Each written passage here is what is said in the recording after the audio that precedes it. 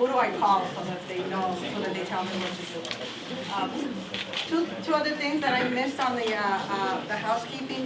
Please turn off your phones or turn the volume down so that we don't have interruptions. And one more reminder, when you have, we're not going to be having questions. See what I was about to say, and I'm missing the boat right now. We're not going to be having questions from now on because we're going to wait for the panel at the end. But when we do have them, after the rest of the speakers, make sure you speak loud enough so that everyone in the back can hear you. We don't have a mic here, and we're recording this so that if anybody wants to watch this afterwards, it's going to be on our website. But again, most importantly, because there's other people in the room that want to hear the question or maybe wanting to ask the same question. So if you ask it, please just speak loud enough when you do it. And I will ask our presenters too, if you kind of hear that it's kind of facing out in volume, to please repeat the question so that the audience can hear, okay? All right, we're moving on. Our next presenter is Dr. Baig, and this is Clinicas de Salud del Pueblo. Dr. Baig has been the Chief Medical Officer since 1999. She is responsible for the oversight, planning, and development of clinical operations such as the healthcare plan, risk management, health disparities, collaborative, and emergency preparedness for disaster programs. Clinicas de Salud, I mean, I can't think of anybody not being here today that's not familiar with Clinicas de Salud. They are the safety net of Imperial County. So Dr. Baig is going to present the clinical perspective, and probably in a lot of people's minds, it's like we've been hearing the population that is not going to be covered, which are the ones that have been less than 5 years, California residents that have been less than 5 years in the country, and we need to know what we need to inform them when they come up with these questions of where do I go, where do I fit, and I think it's Clinicas de Salud is going to play a critical role in providing services to this population. So please, let's give Dr. Baig a warm welcome.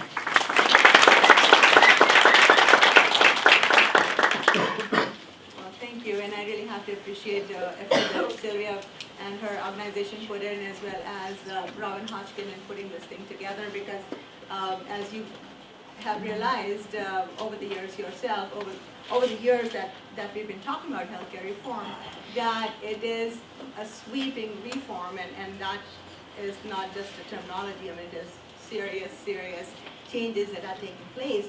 And they actually happened in response to the realization that that America spends a lot of money on the provision of health care.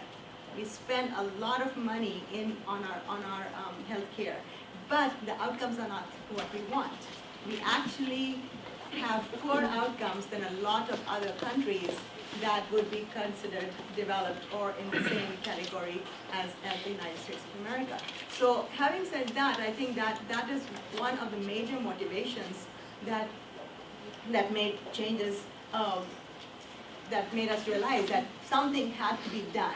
And obviously, whenever change happens, it is not very comfortable. People are used to the status quo. They're used to utilizing services in a certain way, and they may not like it, but that's what they know, and it's just easier to live with it that way. Health centers actually, overall, so I'm just going to give a brief overview of us as a community health center. That's what Clinicas de Salud is. My charge in this presentation was to kind of like tie together healthcare reform and the role of federally qualified health center like Clinicas de Salud and other entities that are charged to provide care to the underserved will play. And having said that, the realization did happen over the last few years that community clinics had a very important role to play in this. Actually, the community clinics were started out as a response to the needs of the underserved. Clinicas de Salud started in California, in Raleigh in 1970 as a response to the farm workers movement, realizing that there was not enough care or access to care for the indigent patients. So, and over the course of these 40 plus years that we have been in existence, we actually have provided care to patients in Imperial County and Riverside County. So we have grown from 1 center to 11 centers. So as you can see that the mandate is to bring everybody on board that did not have access to care or limited access to care. So that we have realized from Robin's presentation. And now we are going to see how it is that we are going to provide that care. So again, I think this forum is very good for you to educate yourself. You will not have all the information yourself, but Robin handed out a resources list. So at the basics, patient education that we as a group can provide is telling them where to go for the exact information, because you and I will not have all the resources or all that information that we carry on. Because as you can see from my presentation as we go on, it's very complicated, and I don't think all of us have our own responsibilities. My responsibilities are the delivery of clinical care in our facility, and that's what I know best. But as long as I know and I realize that the patient needs help, I can refer them to different agencies that's their role, that's their expertise. So community clinics, clinicas, we address health disparities, we address racial and ethnic minorities. We know that there's a lot of literature, again, going back to why this change was important, is that the healthcare outcomes, and what that means is that if somebody has diabetes and they have limited resources to avail, chances are that they are going to be sicker. They might end up in the hospital more. They might end up having problems with vision or blindness. They might end up having amputations at a higher rate compared to somebody that has a reasonable access to care. So basically that's what we are talking about when we say improving healthcare outcomes. I'm not going to say that the life is going to be perfect, but if you have this need, then my charge is to improve the quality of life that you have and learn or have resources to take care of whatever condition it is that you're dealing with. So this is just to say, that under the Affordable Care Act, the health centers are going to see a big increase because, again, the understanding is, as Robin was talking about, increasing the Medicaid population is we have been traditionally the ones that have been taking care of this population. We need other providers to step up to the plate, and that's what the California Health and Wellness group as well as Molina is going to be doing to try to increase. And we are also working on increasing our capacity to make sure that this new population or this additional people that are going to be coming into the system will have adequate resources to go to.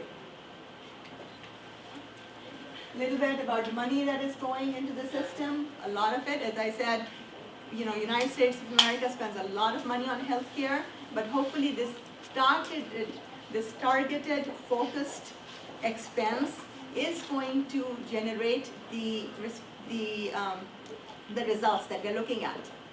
Right now, the money is going into the system or being sent or being spent on healthcare, but we are not getting the results that we're looking for.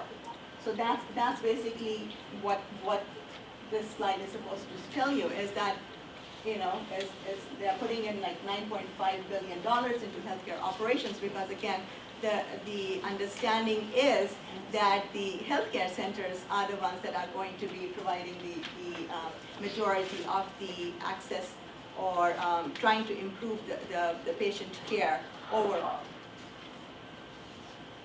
This is also it's all graduated. Some things that have happened, as you heard before, that the act was actually written into law a few years ago in 2010. Then it was upheld by the Supreme Court in 2012. So it's an ongoing process.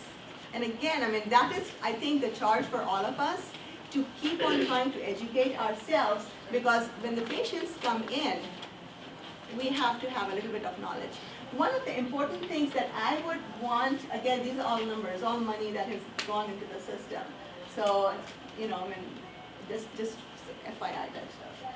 But what I would really want for you as you are talking to people is to emphasize that the partnership with the patients, with the families, is what's going to actually make this whole thing work. And I can say that as a doctor, that if I have a family working with me, trying to understand what I'm trying to convey to them and being an equal partner, we are going to have the results that we're looking for.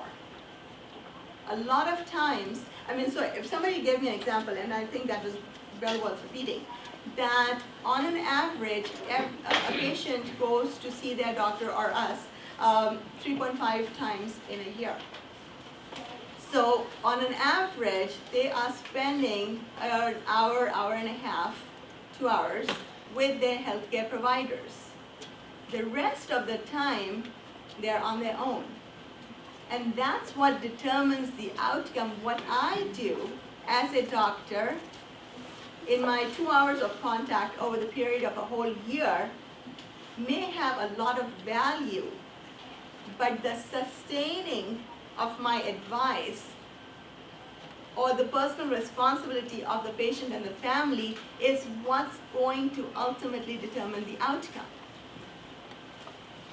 Okay? And to me, as a doctor, I can't repeat that enough. I mean, that is something that I would really want us to tell our patients, that the system is being set up, the infrastructure is being set up so that you will have all the support that the system can give you.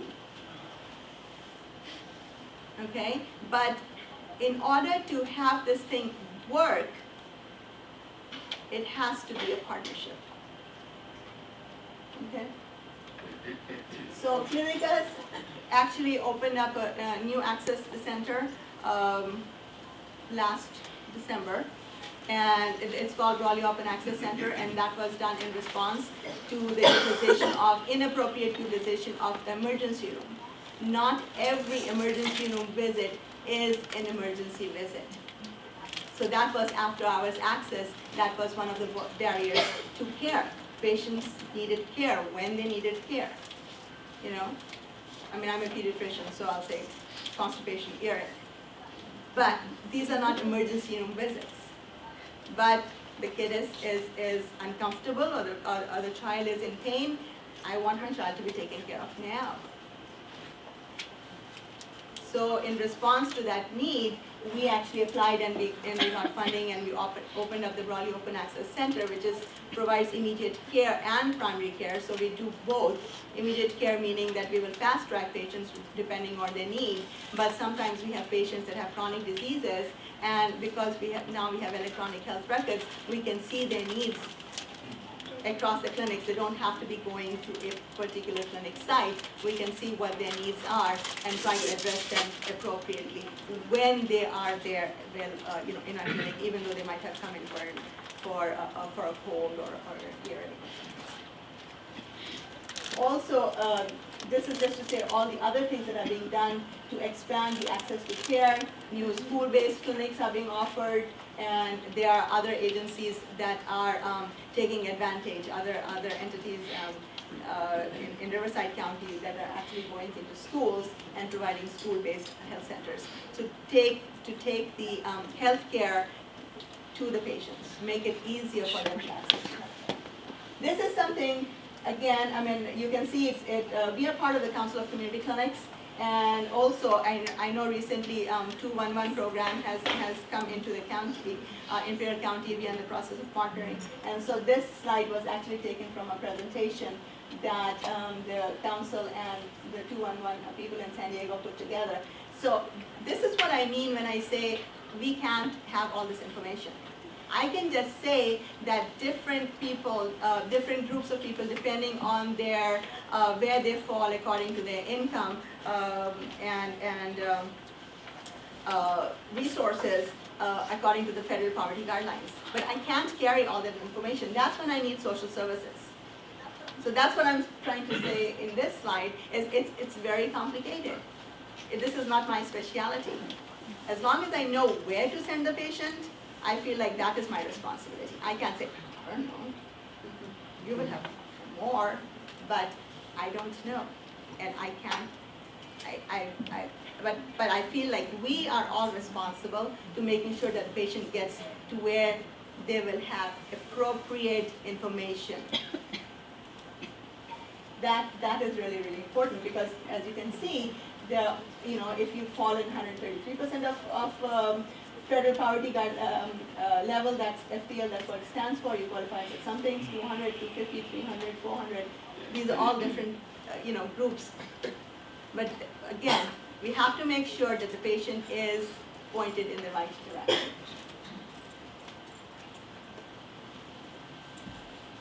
So these are the present ones that we have right now. But again, they are going to be increased, and that's how we are going to get a bigger group of people into the system. So this is a list of some of the benefits that are going to be coming down because of the changes that are happening. They are going to be increasing the access to care. Right now, we don't have dental, we don't have vision. Some of the preventive diseases, preventive conditions like cancer screening or colonoscopy screening, they are not included, and so they will be included without copay. Some will have copay.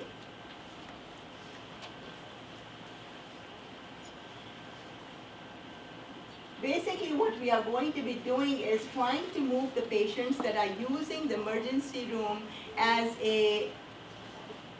their regular provider of care into a primary care place, where we are going to be providing what's called patient-centered medical home.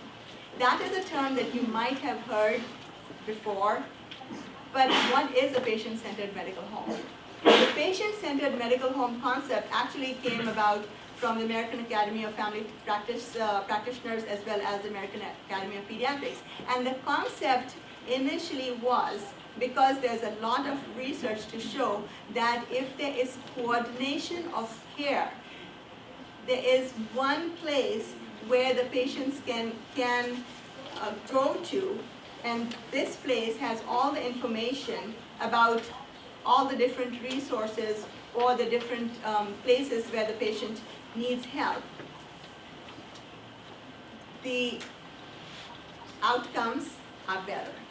So to use Clinicas as an example, if I am a patient-centered medical home, patient comes in, patient has diabetes, they might need to see a specialist for their diabetes. We can only do so much at the primary care level. They need an eye specialist to make sure that their eyes are being monitored on a regular basis. They might need to see a nephrologist, because diabetes affects all the different parts of the body. But what happens in our present system, the patient is responsible, or the family is responsible for making sure all those different things are happening. With the concept of a patient-centered medical home, actually the responsibility is given to an entity, to an organization, or to a clinic. Okay? So we are supposed to take care of all this information and keep it in one place, so the eye doctor knows what the kidney doctor knows. And the primary care doctor, who is just taking care, sometimes the patient comes in for a cold, and you have to take care of the cold, when you're looking at the medications, you have to make sure that you're not writing any medications that are going to interfere with the diabetes medications or the high blood pressure medications that the patient may be on. And actually what Clinicas de Salud is doing right now is we are in the process of getting certified as a patient-centered medical home, and the organization which is recognized by the federal government is NCQA, which is National Committee for Quality Assurance. So one of the things that has to be emphasized is that the access of care under all these new rules and regulations that are coming, it's not only access of care. It is access to care with the accountability part of it to make sure that it is not subpar care. It is care that is the standard of care that anybody will get. That just because somebody is getting care in a community clinic or because they have Medicaid, their level of care is different. And so that's why the federal government is requiring that one of the things that was required is the patient-centered medical home, implementation of electronic health records, which Clinicas has now, all of our clinics have electronic health records. But that means is that if a patient is seen in our Calexico clinic and then decides for whatever reason to show up in our Nyland clinic, the information is accessible. Not like before when there was just paper charts. So if somebody showed up in one clinic, then like either you're calling or you're saying, send me what happened the last time around. So it was very, very fragmented. So the goal ultimately is that regardless of where the patient is, there will be information for whoever is taking care of the patient to make appropriate decisions. So that the patient is not having things done for them that might not be appropriate. Okay, so a lot of times, and one of the things that I think about is that patients use the emergency room. And they get the care that is appropriate for that time. But because of the fact that the doctor that the patient goes to regularly, the nurse practitioner, the physician assistant that the patient goes to regularly may not have all the information that happened in the emergency room, they might end up making a decision that does not work. Emergency room visit, to give an example, patient went in because their blood pressure was out of control. The doctor appropriately did whatever, and then said, what, the medicine that you're on right now is not working. Or they may not even know the medicine they are on because the patient may not have taken the medicine, may not know the name of the medicine that they are taking.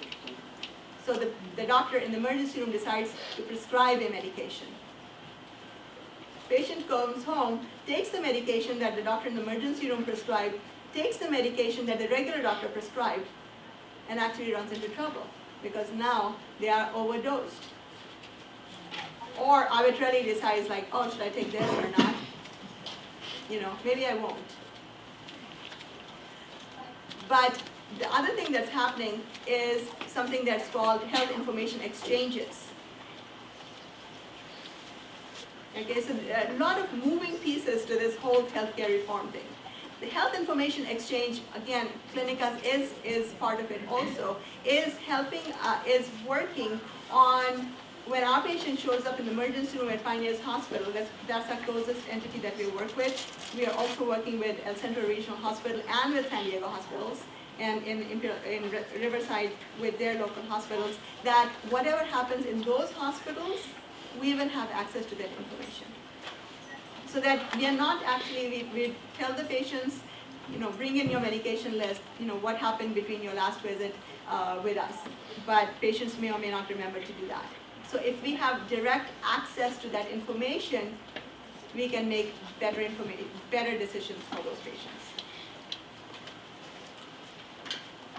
For our patients, mostly it's Latino. So we know, again, over the course of all these years that research has been done, that certain populations are high risk for certain diseases. We have obesity, diabetes, heart disease, cervical cancer as one of the things. What happens is with cervical cancer and heart disease, there should be a common between diabetes and heart disease. But diabetes does cause heart disease also. But is that sometimes it's delayed identification. Right? I don't have any money, I don't have any Medicaid, I really don't want to go in because I can't pay for it. And so when I go in and use emergency room or going to see a doctor, it might, the disease may have progressed along a lot. And so, you know, I mean, earlier intervention is always better, whatever the condition may be. The earlier we find out, that's why all these screenings that are recommended. So we have enough information, we have enough proof that the screenings help in earlier identification, and earlier identification improves the outcomes for the patients.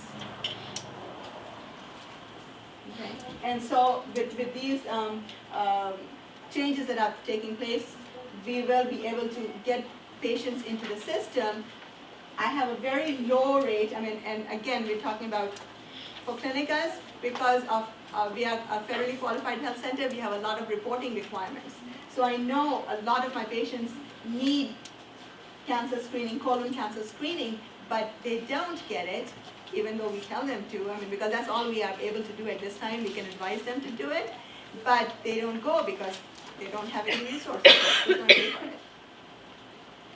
But as the changes are happening, some of these screening programs are going to be paid for without a copay. Okay, so that's how we will be able to, over the course of time, improve health care and have lower cost. Because as we know, people go in and when they're sicker, there's the higher the cost of care. So you get things earlier on, and you will be able to, that we will be making sure that they are caught in time and taken care of appropriately, and patients hopefully will have a better quality of life.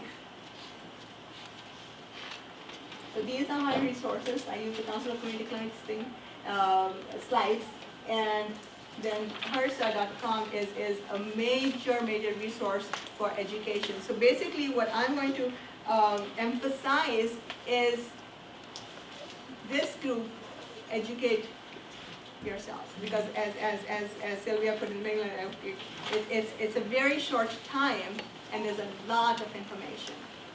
So the more we know, the better we will be able to guide anybody who asks us a question and appropriately send them to appropriate places for further information. And what, you know, I mean, so they will be better prepared. And as a doctor, I will put a plug in that as much as we can help to educate the patients, I would also emphasize that the patients also know what it is that they have to be responsible for, because ultimately that's when the whole system will work. We are, one of the things that Clinicas is doing for education is that actually there was federal funding available, which we were able to access, and we have community outreach workers in Imperial County as well as in Riverside County. This is a grassroots initiative to educate or to contact people that have not been part of the insured group, Medicaid or otherwise, and bring them into the system and get them to the appropriate places where they will get information which they need. Because a lot of times the patients don't even know. I mean, as I said, Clinicas has been in existence for 40 plus years, and sometimes I will still hear, it's like, we didn't know we could go to your place. How you doing? You know? So, education. I think that is the key to this whole thing working.